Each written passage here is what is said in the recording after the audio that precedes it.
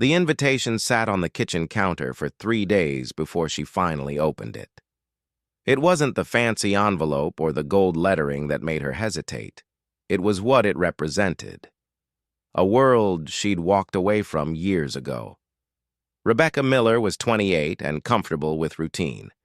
Every morning started the same way. Coffee from the shop on 5th Street.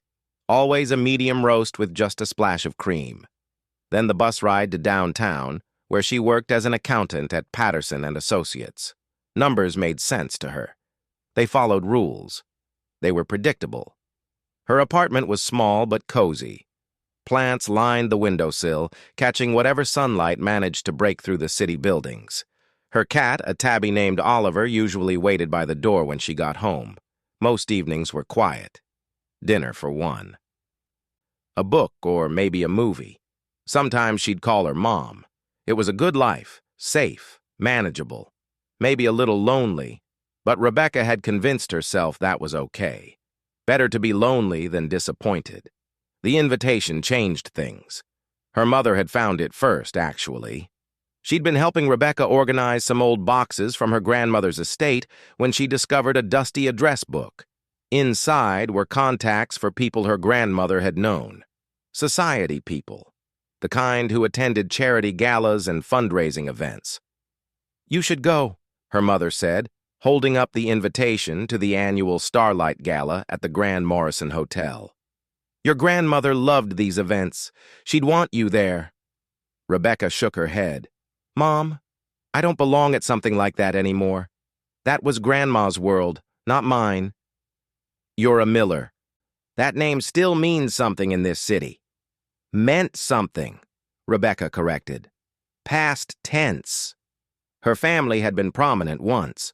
Her great-grandfather built half the historic buildings downtown. Her grandmother sat on boards and organized fundraisers. But money and influence fade.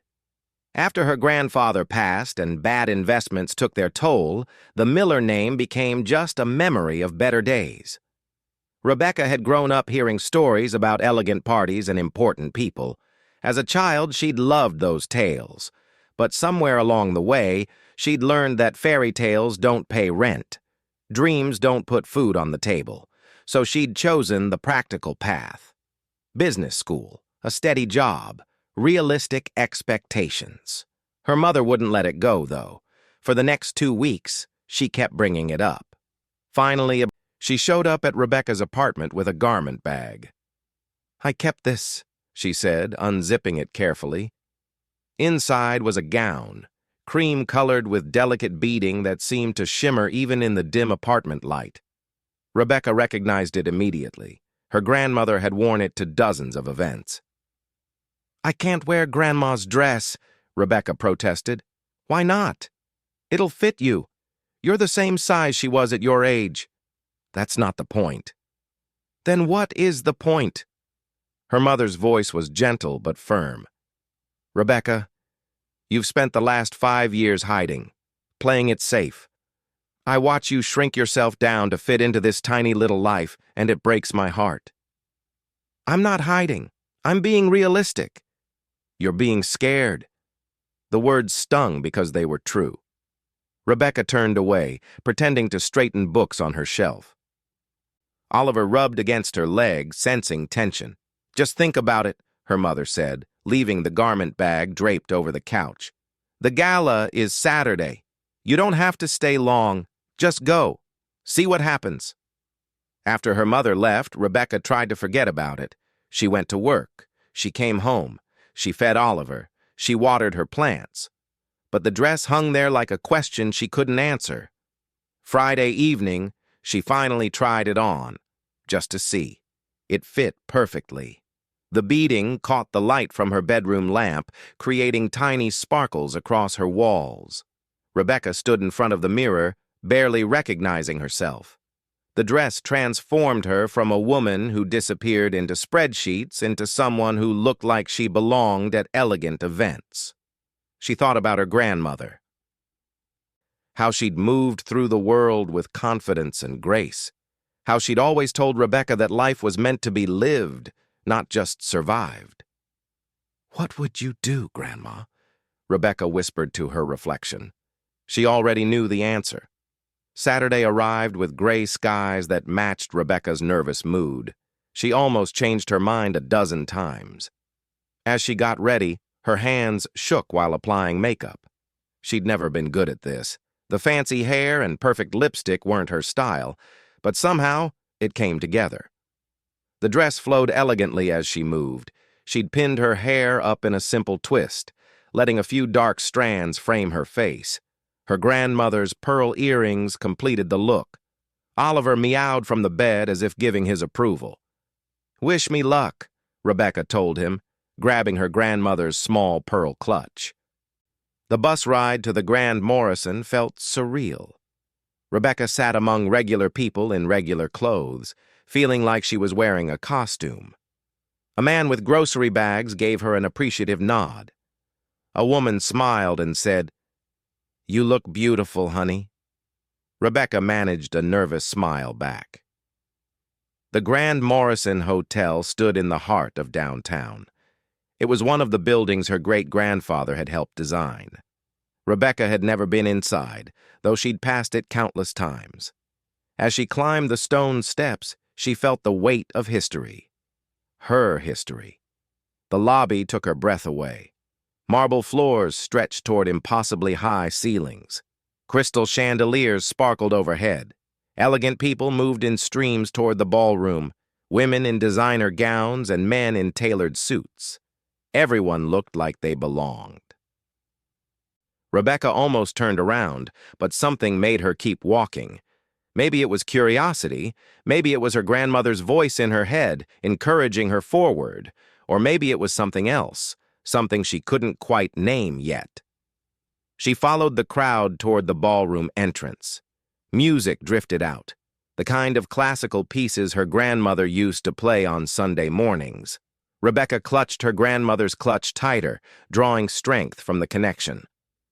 At the doorway, she paused. Through the entrance, she could see the ballroom opening up into something magnificent. Crystal chandeliers bigger than any she'd seen in the lobby. Hundreds of elegantly dressed people, tables draped in white linen, an orchestra on a raised platform. Light seemed to dance across every surface, reflecting off crystals and jewels and champagne glasses. It was beautiful, intimidating, completely outside her normal world. Rebecca took a deep breath. Her heart hammered against her ribs. Every practical bone in her body screamed at her to leave, to go back to her safe apartment and her predictable life, to stop pretending she was someone she wasn't. But another voice spoke too, quieter but stronger, the voice of the girl she used to be. The one who dreamed big dreams and believed in magic, the one who hadn't learned yet to be afraid. Rebecca straightened her shoulders, lifted her chin, and stepped forward into the light. She had no idea that everything was about to change, that in a few moments she'd collide with someone who would turn her careful, controlled world upside down. That this night would become the dividing line between who she'd been and who she was meant to become. All she knew was that she was done playing it safe. For tonight, at least, she was going to see what happened when she stopped hiding. The ballroom was even more breathtaking up close.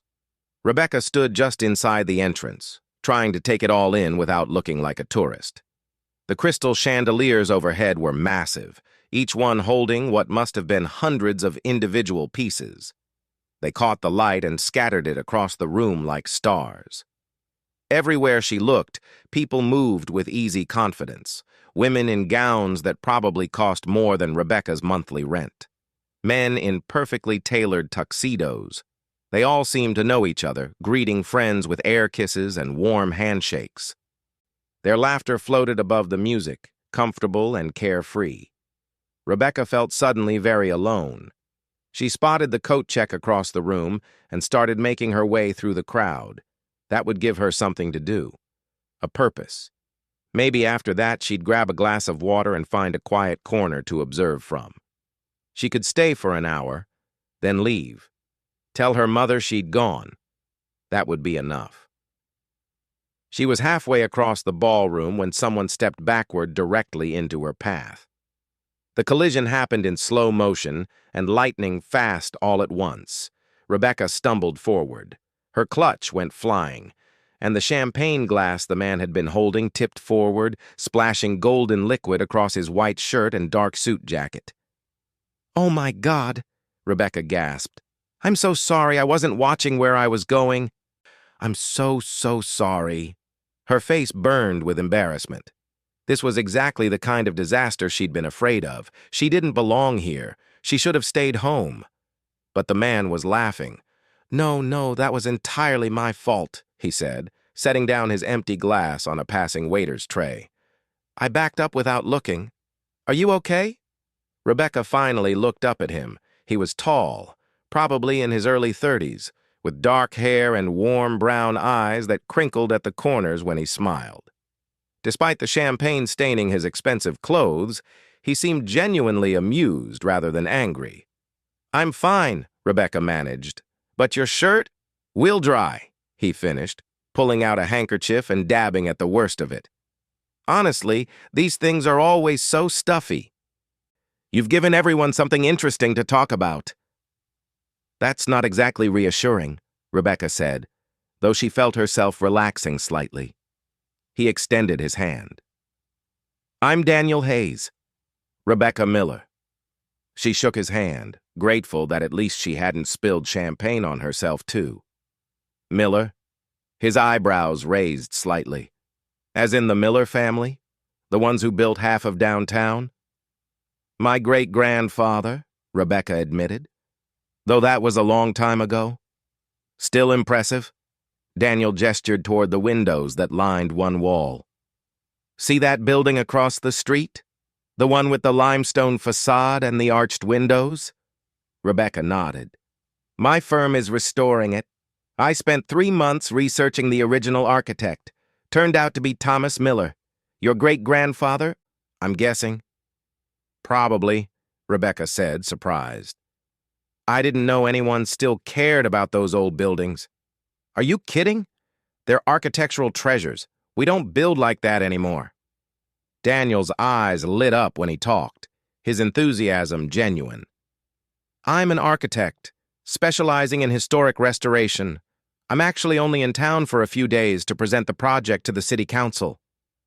Something about his passion made Rebecca smile. It reminded her of how her grandmother used to talk about the old days, loving the stories and the history, not just the glamour. "So what do you do?" Daniel asked.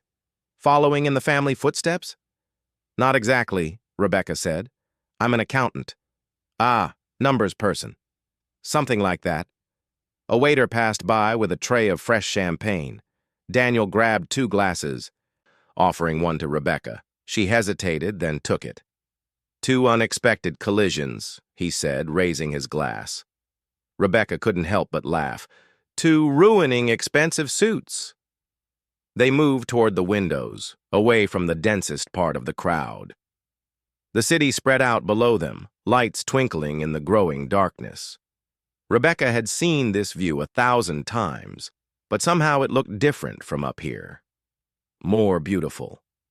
Less ordinary. "Can I ask you something?"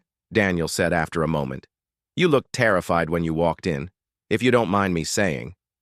Rebecca felt her cheeks warm again. "That obvious?" "Only to someone who felt the same way at their first event like this," he admitted. "About 5 years ago, I got invited to a gala in Boston. I was a junior architect trying to make connections. I stood by the punch bowl for 2 hours, afraid to talk to anyone." "What changed?" "An older woman came up and introduced herself. Turned out she was on the board of the Historic Preservation Society. She asked about my work, actually listened to my answers, and by the end of the night, I had 3 new clients." He smiled at the memory. "Sometimes all it takes is one person to make you feel like you belong." They talked easily after that. Daniel told her about the restoration project, describing the building's original features with the kind of detail that made Rebecca see it through his eyes. The hand-carved moldings, the original marble staircases, the way light would have moved through the space 100 years ago. Rebecca found herself telling him about her grandmother. How she used to take Rebecca to see the old buildings downtown, pointing out architectural details and telling stories about the people who'd lived and worked there. How those had been some of her favorite memories. "So why accounting?" Daniel asked gently. "If you loved the history and the buildings?" Rebecca took a sip of her champagne, considering how to answer. "Practicality, I guess. After my grandfather died and the money dried up, I learned that loving beautiful things doesn't pay bills. My dad always said I needed to be realistic. Choose a career with stability. And are you happy?" The question caught Rebecca off guard. No one had asked her that in years. Maybe because the answer was so obvious. "I'm okay," she said finally. Daniel didn't push, but something in his expression suggested he understood what she wasn't saying. The orchestra started playing a new song, something slow and sweeping. Couples moved onto the dance floor, finding their rhythm. "Would you like to dance?" Daniel asked. "I promise not to spill anything else on you." Rebecca's first instinct was to say no. She wasn't a good dancer. She'd probably step on his feet. Everyone would watch her fumble her way through it. But then she remembered standing in her apartment, deciding to stop playing it safe. This was part of that, wasn't it? Taking chances, trying new things, letting herself be a little uncomfortable. "Okay," she heard herself say. "Yes." Daniel's smile was warm and encouraging. He offered his arm and led her toward the dance floor. Rebecca's heart pounded as they found a spot among the other couples. The crystal chandeliers overhead cast shifting patterns of light across the polished floor. Daniel placed one hand on her waist, taking her other hand in his. The touch was respectful, gentle. "Just follow my lead," he said softly. "Don't think too much about it." The music swelled around them. Daniel began to move, and Rebecca followed. She stumbled once, but he steadied her without missing a beat. After a few moments, something clicked. The steps became natural. The movement felt right. They danced beneath those magnificent chandeliers, surrounded by light and music and the soft murmur of other people's conversations. Rebecca felt herself relaxing into it, into the moment, into the unexpected magic of an evening that had started with embarrassment and was turning into something else entirely. "You're a good dancer," Daniel said. "I'm really not," Rebecca laughed. "You're better than you think you are." As they turned, Rebecca caught sight of their reflection in one of the tall windows.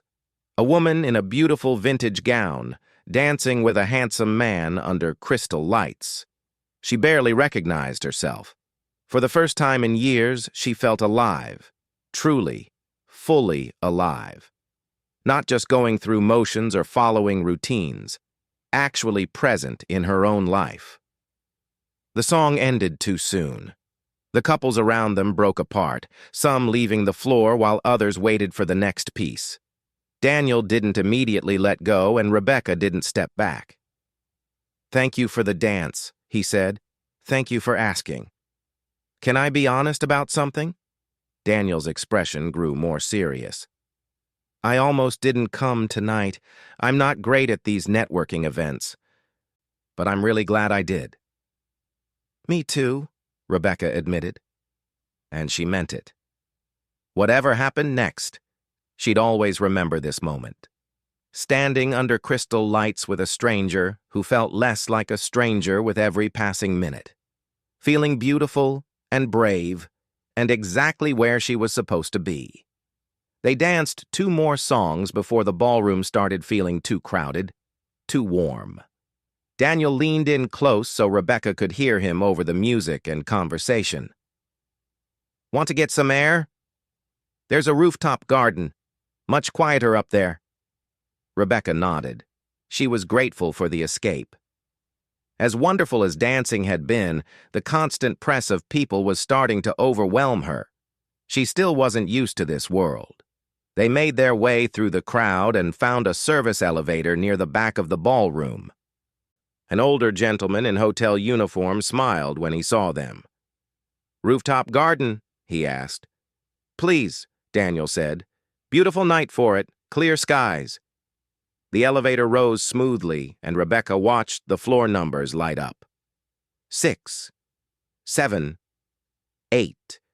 Her stomach fluttered, though whether from the elevator or from standing so close to Daniel, she couldn't say. The doors opened to reveal something magical. The rooftop garden stretched across the entire top of the hotel. Strings of small lights crisscrossed overhead, creating a canopy of stars. Potted trees lined the perimeter, their leaves rustling in the gentle breeze. Comfortable seating areas were scattered throughout, each offering a different view of the city below. Only a handful of other people had discovered this space. A couple sat quietly in one corner. Two women laughed softly near the railing. Everyone seemed to speak in hushed tones, as if the garden itself commanded reverence. "Wow," Rebecca breathed. "Right?" Daniel guided her toward the railing. "I found this place this morning when I was scoping out the venue.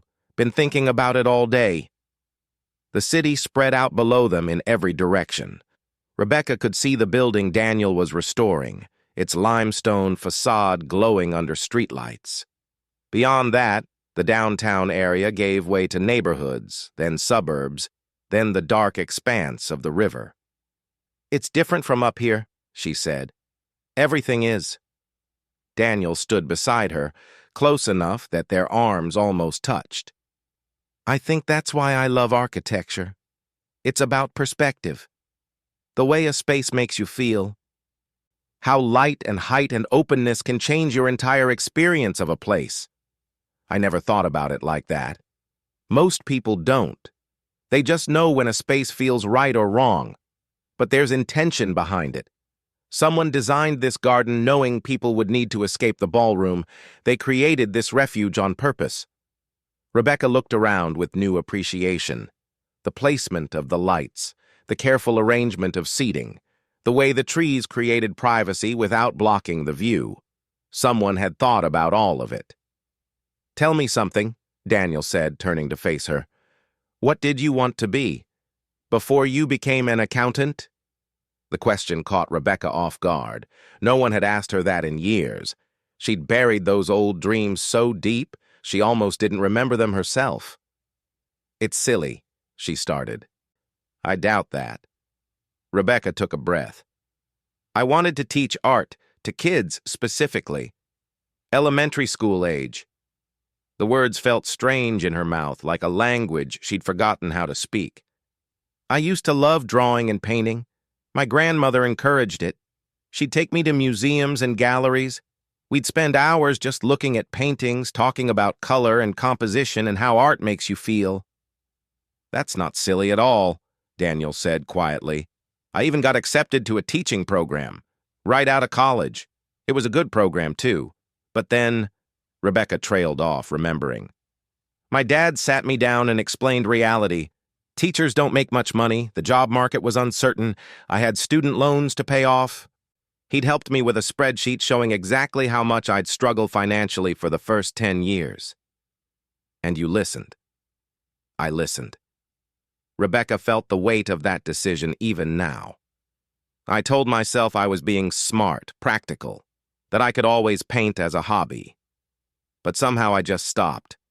Work took up more time, life got busy. I haven't picked up a paintbrush in 5 years. Daniel was quiet for a moment. When he spoke, his voice was gentle. "Can I tell you about my dad?" Rebecca nodded. "He was a dentist. Successful practice, good income, respected in the community. He always assumed I'd join him. Go to dental school, take over the practice eventually. It made perfect sense." Daniel looked out at the city. "But I wanted to design buildings, create spaces that would outlast me. He didn't understand it. We fought about it for years." "What happened?" "I went to architecture school anyway. He was disappointed, angry even. We barely spoke for the first year, but eventually he came to visit. I showed him my studio, my projects. Took him to see a building I'd helped restore, and something shifted. He told me he wished he'd had the courage to chase his own dreams when he was young. What did he want to do? Play jazz piano. Daniel smiled at the memory. He was actually really good. But his parents pushed him toward dentistry, and he convinced himself it was the right choice. Safe, stable, practical. Did he ever play again? Daniel's smile faded. He started taking lessons again when he retired, finally bought himself a really nice piano. He had 6 months with it before the heart attack. I'm so sorry. Me too. Daniel turned back to Rebecca. But it taught me something important. Life is shorter than we think. And the things we postpone, the dreams we put off for someday, they might never happen. Someday isn't guaranteed. Rebecca felt tears prickling at the corners of her eyes. She blinked them back. I don't know if I can change anything now. I'm 28. I'd have to go back to school, get certified, start over from scratch. You're 28, not 88. You have time. But the money, the stability I've built, will any of that matter when you're 70 and looking back on your life? Daniel's voice was kind but firm. I'm not saying quit tomorrow. I'm just asking if you're okay living the next 40 years the same way you've lived the last 5. The question hit Rebecca like a physical blow. Was she okay with that? 40 more years of spreadsheets and routine. 40 more years of playing it safe. 40 more years of being fine instead of happy. I don't know, she whispered. That's okay. You don't have to know right now. Daniel reached out and gently squeezed her hand. But maybe start thinking about it. Ask yourself what you really want. They stood together in comfortable silence. The sounds of the city drifted up to them. Traffic, distant sirens, the muffled bass of music from the ballroom below. Life happening all around them while they existed in this quiet bubble above it all. Can I tell you something else? Daniel said after a while. About the building I'm restoring? Please. It used to be a school, built in 1904. Elementary school, actually. It closed 20 years ago when they built a new facility in the suburbs. Been sitting empty ever since. He pulled out his phone and scrolled through some photos, showing Rebecca images of a beautiful but neglected building. High ceilings, large windows, detailed woodwork covered in dust. It's gorgeous, Rebecca said. It will be again. We're turning it into a community arts center. Classes, workshops, gallery space, the whole thing. Daniel swiped to another photo, this one showing architectural renderings of the finished project. Bright, open studios, kids at easels, adults at pottery wheels. We break ground next month. The center should open by next summer. That's amazing. We'll need instructors. People to teach the classes. Daniel looked at her meaningfully. They're still hiring for positions that start in the summer, art teachers specifically. Rebecca's heart began to race. Daniel, I'm not saying you should apply, that's your decision, but I wanted you to know the opportunity exists, if you wanted it. He showed her another photo, a sunny classroom with windows overlooking a garden. This would be one of the teaching studios for kids ages 6 to 12. It was perfect, everything Rebecca had once dreamed of, and it felt impossibly far away from the life she'd built. I can't just throw away my career, she said, but her voice lacked conviction. You're not throwing it away. You're making a choice. There's a difference. But what if I fail? What if I'm not good enough?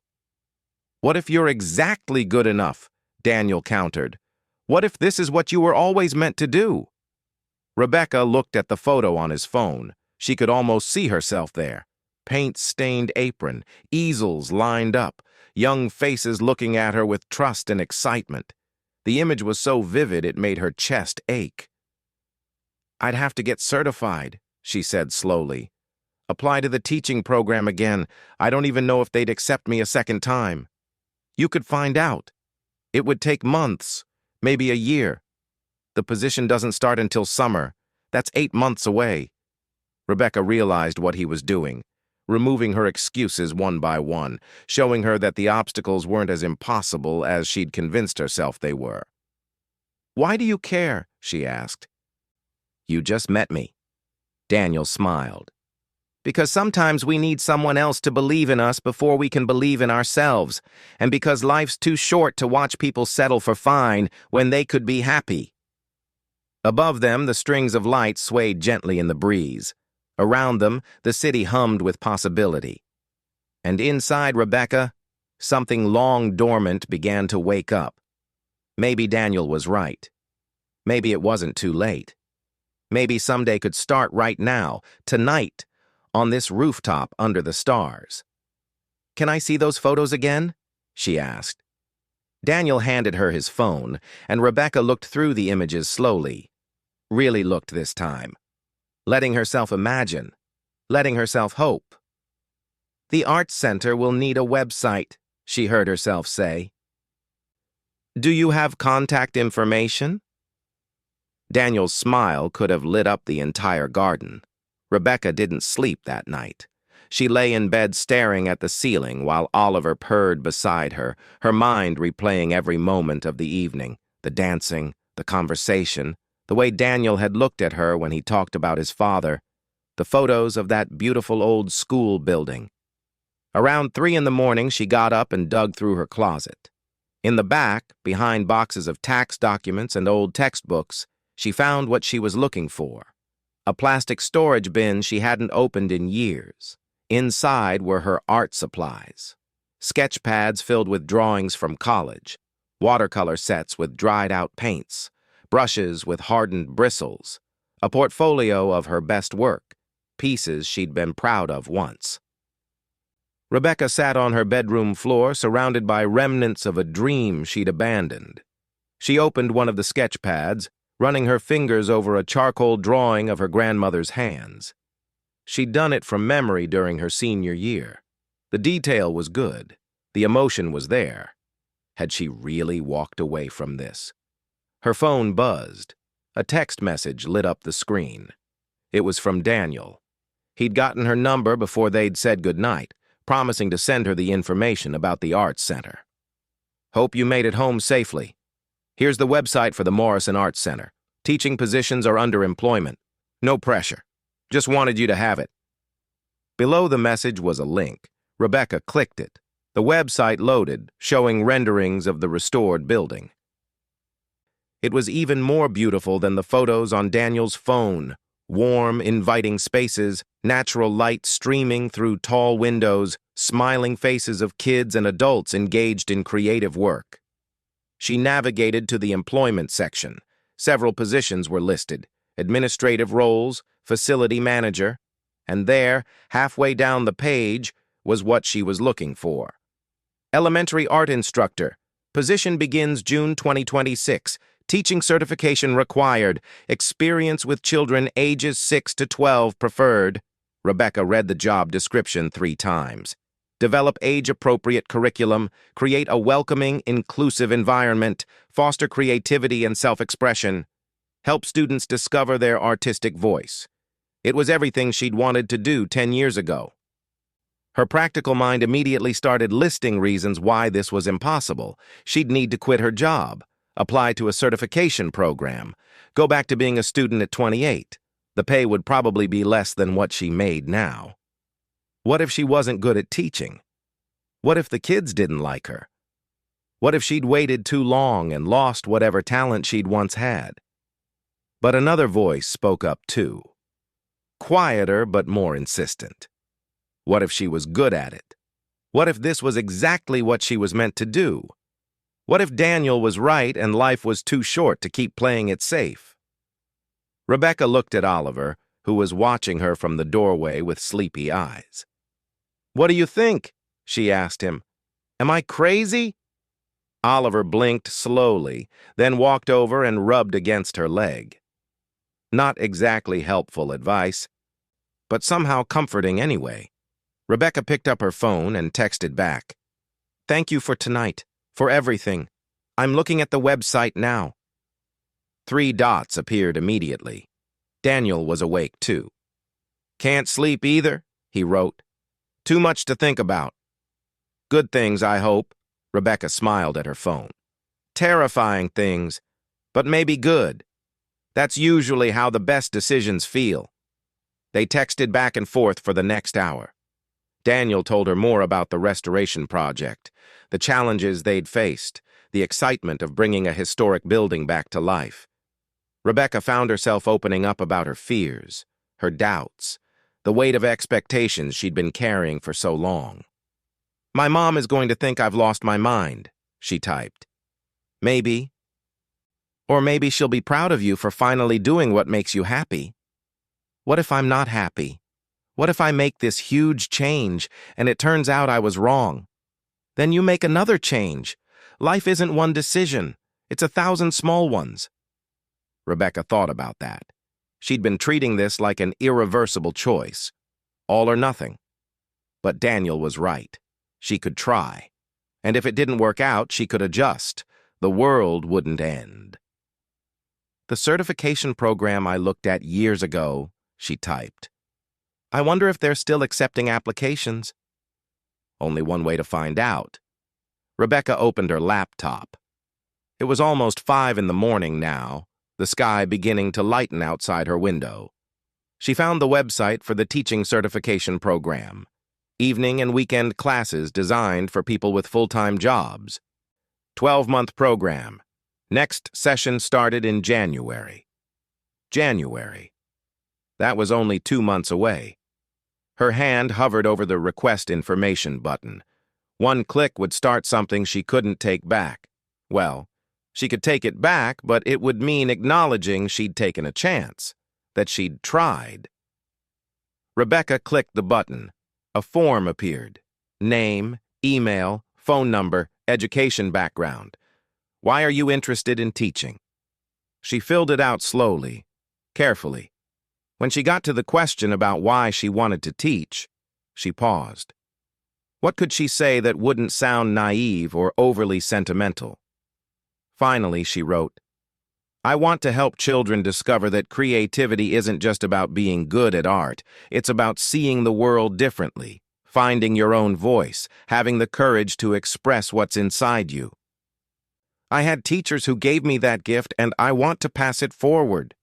She hit submit before she could second-guess herself. A confirmation message appeared. "Thank you for your interest. An advisor will contact you within 2 business days."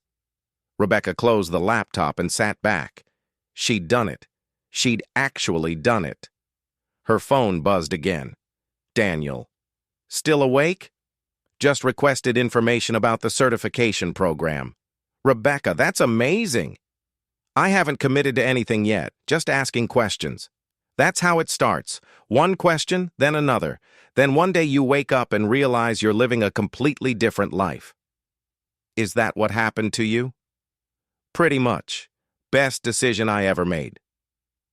Rebecca looked around her small apartment, at her sensible furniture and organized shelves, at the life she'd built based on practicality and fear. It was a good life, in its way, but it wasn't her life. Not really. She'd been living someone else's version of what she should want. "Thank you," she typed, "for pushing me, for believing I could do this. You don't need me to believe in you. You just needed permission to believe in yourself. Still, tonight changed something. For me, too," Daniel wrote back. Rebecca felt her heart skip. She'd been so focused on her own crisis that she hadn't stopped to think about what tonight might have meant to Daniel. He was only in town for a few more days. Then he'd go back to Boston, back to his own life. "When do you leave?" she asked. "Tuesday morning. I have my presentation to the city council tomorrow afternoon, then a few follow-up meetings." 2 more days. Then he'd be gone. The thought made Rebecca's chest tighten. She'd known him for less than 12 hours, but somehow he'd become important. He'd seen something in her that she'd forgotten was there. He'd reminded her of who she used to be, who she might still become. "I'd like to see you again," she typed, then immediately felt embarrassed. Too forward. too needy. But Daniel's response came quickly. I was hoping you'd say that. What are you doing tomorrow? Working, but I get off at 5. There's this little Italian place near the Arts Center, Rossini's. They make the best carbonara in the city. Want to meet for dinner? Rebecca smiled. I'd love that. 6:30? Perfect. They said goodnight, though morning was already breaking. Rebecca finally crawled back into bed. Oliver settled against her side, his steady purr a comforting rhythm. She should have been exhausted. She'd been up all night. But her mind was racing with possibility, the certification program, the teaching position, a future that looked completely different from the one she'd planned. And Daniel. Whatever this was between them, it felt real. Important. Maybe it would lead somewhere. Maybe it wouldn't. But for once, Rebecca wasn't going to overthink it. She was just going to let it unfold. The sun rose slowly, painting her bedroom walls with soft pink light. Rebecca watched the colors shift and change, the way she used to watch them when she painted, seeing the subtle variations, the way light transformed ordinary things into something beautiful. She thought about the kids she might teach someday, how she'd help them see the world through an artist's eyes. How she'd encourage them to be brave with their choices, to try things even when they were scared, to believe that mistakes were just part of learning. And maybe, in teaching them those lessons, she'd finally learn them herself. Rebecca fell asleep with a smile on her face. When she woke 3 hours later, her first thought wasn't about work or bills or obligations. It was about dinner with Daniel, about the certification program, about possibilities. She got ready for work with a lightness she hadn't felt in years. Even the familiar bus ride felt different.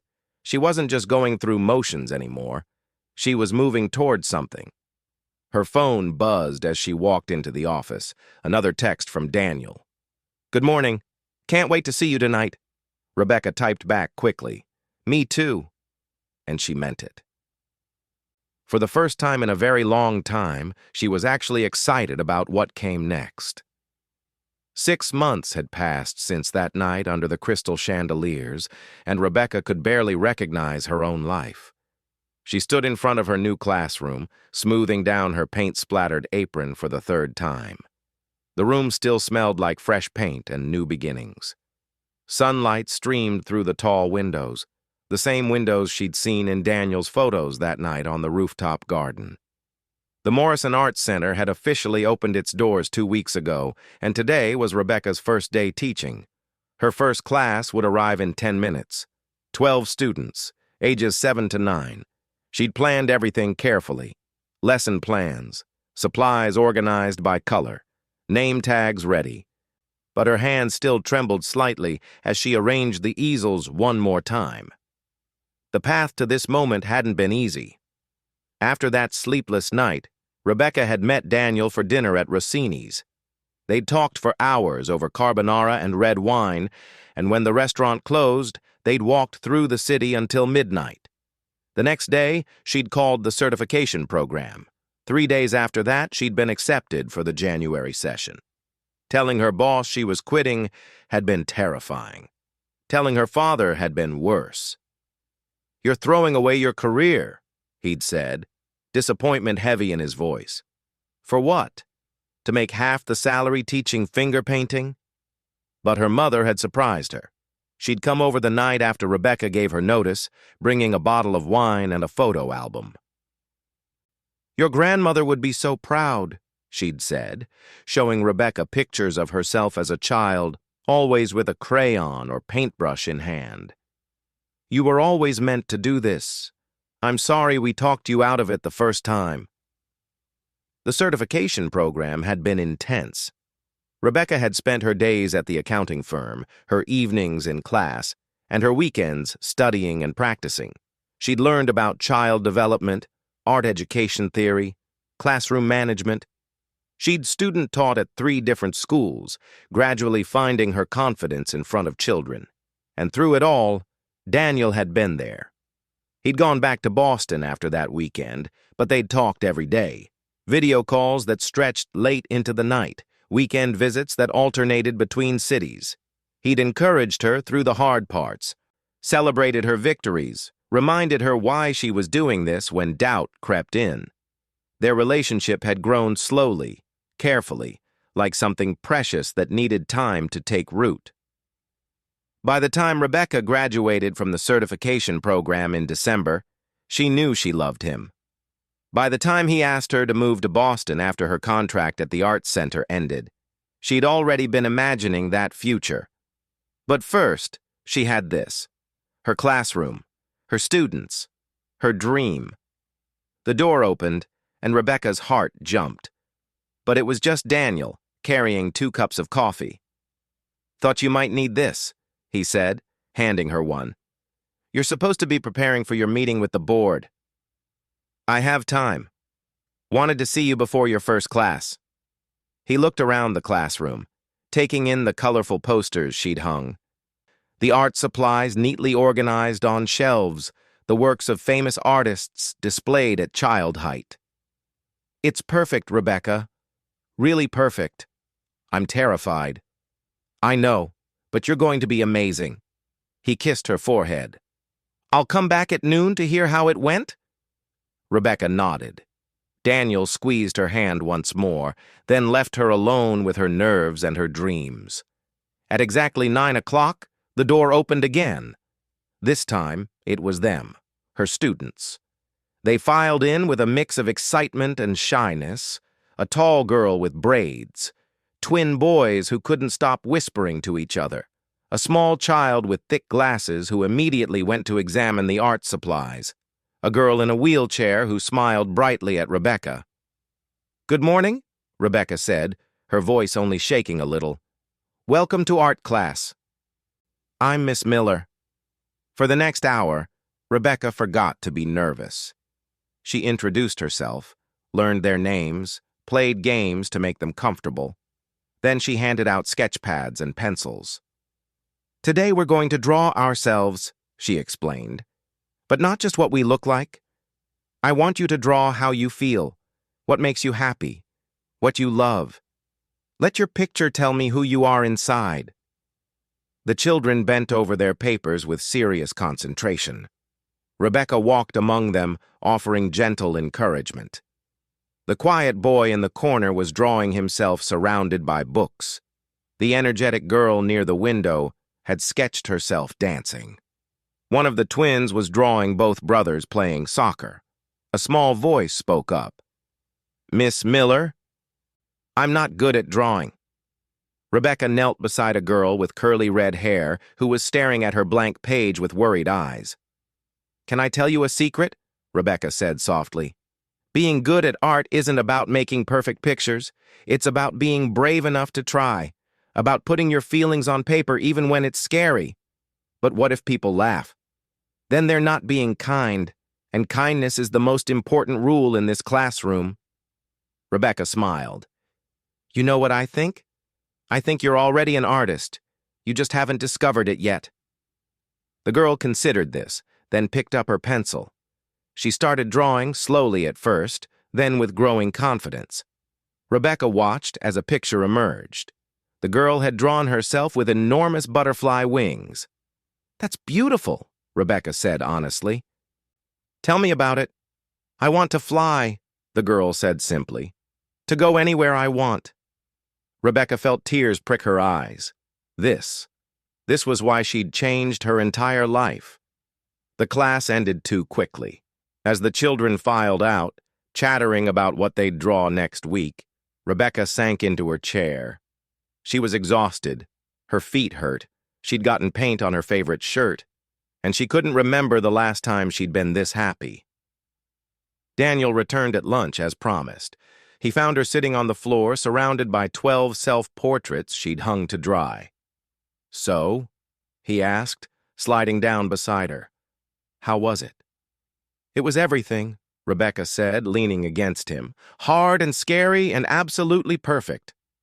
"I knew it would be." They sat together, looking at the children's artwork. Each picture was different, unique, Some were messy, some were careful, but all of them were honest, real, brave. "Remember that night?" Rebecca said. "At the gala? Every detail. I almost didn't go. I almost let fear keep me home." She turned to look at Daniel. "If I had, I wouldn't be here right now. None of this would have happened. But you did go. You took the chance. Because my mom pushed me, and then you pushed me. Everyone else let me hide, but you two didn't." Daniel was quiet for a moment. "Can I tell you something I never mentioned? About that night? Always. I almost didn't go either. I hate networking events. I'd actually decided to skip it, stay in my hotel room and work. But my assistant had already RSVP'd, and I didn't want to be rude." He laughed softly. "I was planning to stay for exactly 1 hour, show my face, then leave." What changed? A woman in a cream-colored vintage dress walked into the ballroom looking absolutely terrified, and I thought, if she's brave enough to be here, I should at least try to be social. He tucked a strand of hair behind Rebecca's ear. Then I backed up and got champagne all over myself, and the rest is history. Rebecca kissed him, soft and sweet and full of gratitude for the universe's strange timing. "I have something for you," Daniel said when they pulled apart. He handed her a small wrapped box. Inside was a silver bracelet with a single charm, a tiny crystal chandelier. "So you never forget where it started," he said. Rebecca's vision blurred with tears. "It's perfect. Not as perfect as watching you become who you were always meant to be." That afternoon, Rebecca taught 2 more classes. Each one was different. Each one challenged her in new ways. But each one also filled her with a sense of rightness she'd never felt sitting behind a desk analyzing numbers. At 5 o'clock, she locked up her classroom and walked through the restored building. The Morrison Arts Center was alive with activity. Pottery classes in one studio, adult painting in another, a photography workshop on the 2nd floor. The old school building that had sat empty for 20 years was now bursting with creativity and life. Rebecca paused by a window, looking out at the city, the same city she'd looked at from the rooftop garden 6 months ago. But she was seeing it differently now, seeing possibility instead of limitation, seeing her place in it. Her phone buzzed, a text from her mother. "How was your first day, sweetheart?" Rebecca smiled and typed back. "It was magical." And it was. Not in the fairy tale sense. There had been spilled paint and tears from a frustrated student, and a moment when Rebecca wasn't sure she'd explained something clearly. Real magic wasn't perfect. It was messy and hard and required courage. But it was also standing under crystal lights and deciding to take a chance. It was saying yes when every practical instinct screamed no. It was believing that someday could start right now. Rebecca thought about the girl who'd drawn herself with butterfly wings, that little girl who wanted to fly, who wanted to be brave enough to go anywhere. Rebecca understood that feeling completely, because 6 months ago she'd given herself wings too. She'd stopped playing it safe. She'd stopped making herself small. She'd taken a leap into the unknown, and she was flying. Not despite the fear, but because of it. Because the things worth having are usually on the other side of fear. Because magic happens when we step into the light instead of hiding in the shadows. Rebecca left the Arts Center as the sun set, painting the sky in shades of pink and gold. Daniel was waiting outside, and they walked hand in hand toward their favorite restaurant. Tomorrow, she'd teach again. In 6 months, she'd move to Boston with him. In a year, who knew what doors might open? But tonight, she was simply grateful. Grateful for crystal chandeliers and awkward collisions, for rooftop gardens and hard questions, for having the courage to change her story when it wasn't the one she wanted to live. Life, Rebecca had learned, was full of unexpected magic. You just had to be brave enough to reach for it. And she was. Finally, completely, she was.